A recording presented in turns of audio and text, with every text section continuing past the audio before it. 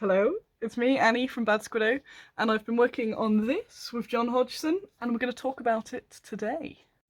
So in this book, you've got 24 different paintings, very self-explanatory. You use them as backdrops in your photographs for your miniatures. Let's have a little look at some of them, and then in a moment I'll show you briefly how you use them. There's a variety here. Aren't they stunning? They are so stunning. What I really like about these is there's not too much going on. They're very well suited for backdrops. I wouldn't use that. I guess you could, but it's not. That's just the cover. That's just the cover. Oh, on the back, it even does the thing that does the thing. Tied a photograph in your minis against a boring blue board. Yes, I am.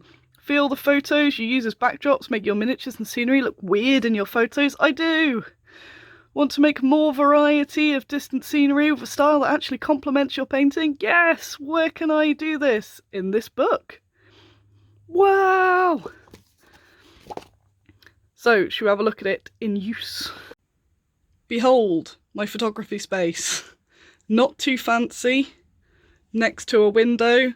They keep the bars on because I'm too dangerous to be let outside. So let's get this book. So we open to the page we want and just pop it against the wall. I have got a weird, horrible gap that I regret. So mine's going to be ever so slanted as it's leaning against it, but it still looks excellent. So place that there. Then a piece of scenery. Can be anything. I've got all sorts of things because I do. That's one of my fun time hobbies. But you can very easily make one. This is just it's just like a large base, really. It's got a bit of flock and tuft on there. Whack that down there. Ooh, you see it starting to come together now. Then you get your finely painted miniature. Pop her on. Pop it on there. And that's as easy as it is. So there we are. That you would take a photo of. Excuse my wobbly hands. And then you just crop it out. Isn't that nice? And here's the full setup. It's not actually touching the backdrop. You can mess about with all different distances for different effects. You can add more. I'm trying to make it as accessible as possible. So some of my photographs I've got, excuse the wobbly hand, I've got all sorts in and some are very simple. So you can even add a bit of tree there if you want even more depth or anything like that. This setup here shows you how a different backdrop and a bit of different terrain, but even with the same terrain, can just give a different feel for it all. So there it is, a short video because all our attention spans are now dying. A few little details.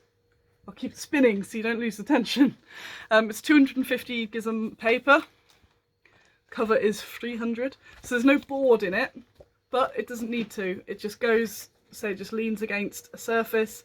Having it bound is really good for supporting it because you haven't just got a solitary sheet of paper.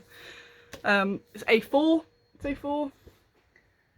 I think that's pretty much it. It's satin. The paper is satin, which, as you can see from my photographs, is a perfection. It gives the perfect blend.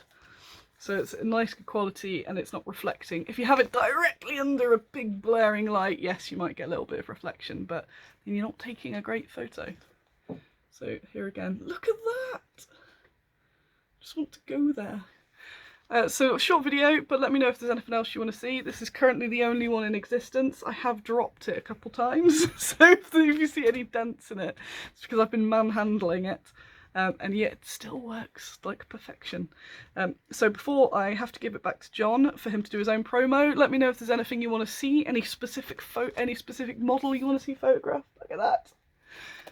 And the Kickstarter is live on Tuesday, whatever date that is, not going to check. Tuesday, tomorrow we're filming. I'll put the link in the comments below and come back it and let's get some lovely miniatures photographed. Would you like to see a photo expressly showing how to use this sort of board for little tips and tricks on photographing minis? Let me know because there's not much time. Go on, do it. Cheers!